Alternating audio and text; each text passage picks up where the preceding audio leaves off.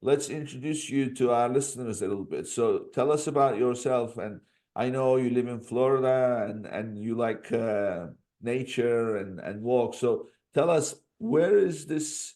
It's a little bit ironic because you are deep into data, as yet you like nature. So where is that interest coming from?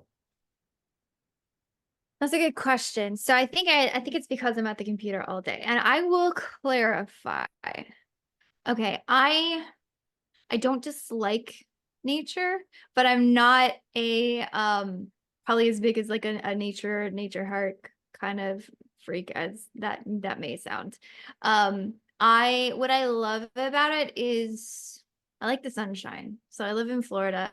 There's something about sitting behind a desk for 12 hours and then walking out your door and getting that nice, really warm sunshine in your face and going and taking, a mile walk through the woods. That's I think my favorite part of where I live and how I live. So I do enjoy that. So we live on about 100 acres near the Ocala National Forest. So it's very quiet. It's very chill. I actually know it's not very quiet. It's not very chill because I have 6 children. So it's loud in a lot of ways, but there's a lot of space for them to be able to run and play. So that's it. It's a really nice juxtaposition of, a lot of go, go, go, a lot of work, work, work, a lot of long hour days behind the computer, and then a very relaxed and I don't know how you would say it. Like it's not like my daily life is it's not hyper scheduled. It's not I like having the space to just be and do and just kind of move through life at a relaxed pace because I think professional life is a little bit polar opposite of that. So you have 6 kids Mm, and you work with data in mhm. Amazon space. So what I want to know from you is, when you go on your walks, it's peace and quiet, right? So that's usually how long before you can actually get into that relaxing mode? Because you can't just cut off, can you? Because you got stuff. No. How share with us some of your methodology of shortening that? Because you see, you may okay, I'm gonna go take a walk now, but you may be walking, but you're still working, and it's still that you're not in the relaxation mode. So, uh, how do you get into that mode? I would say I don't all the time. So some of it depends. I've learned to figure out what I need. So for example, there will be some days where I'm going out for a walk and my mind's thinking on something in particular and I'm mulling over a specific idea.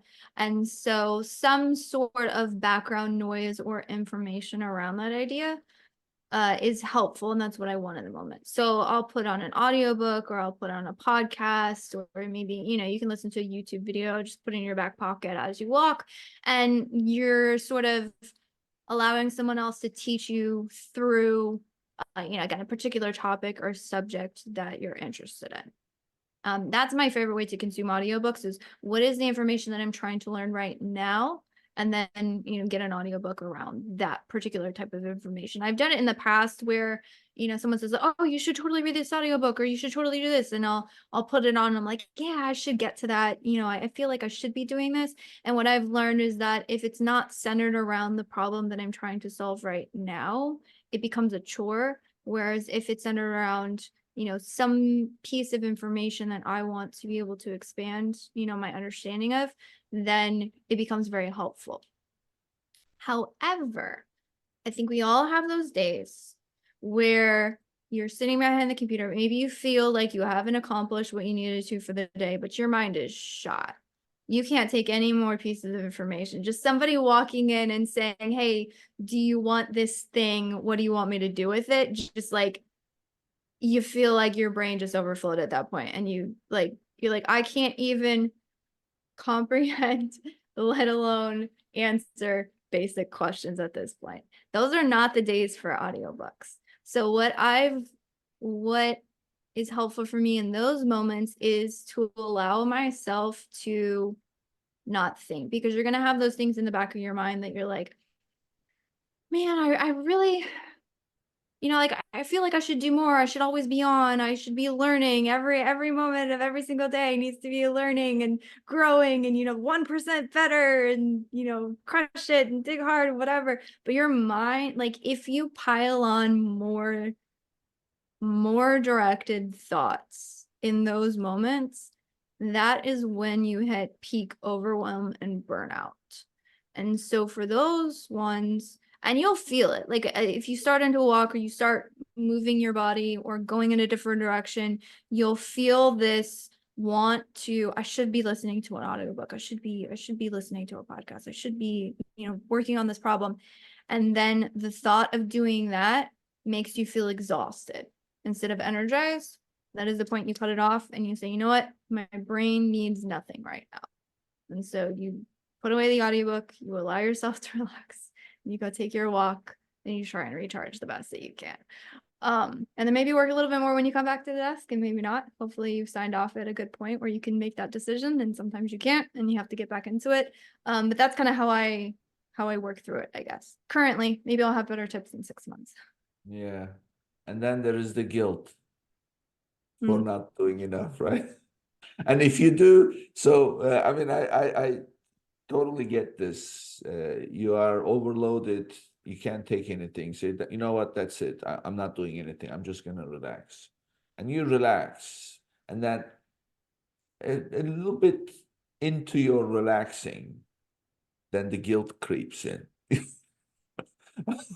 I'm not, oh Yeah. my God, I'm falling behind. And so it's juggling all these things. It's Yes. What I found helpful in those times is to, because it's gonna feel like when you're on that walk, oh, I'm not doing the thing, I'm not doing the stuff I need to do, I'm wasting so much time. Calculate the time you're actually spending. So my walk takes me 5-10 minutes. And then ask yourself, if I put X off for 5 or 10 minutes, what is the worst thing that's gonna happen? Because you're gonna feel like that. You're like, I gotta do this project. I gotta answer these. How long is it gonna take you? It's gonna take you an hour? Is delaying that project 1 hour going to destroy you? No.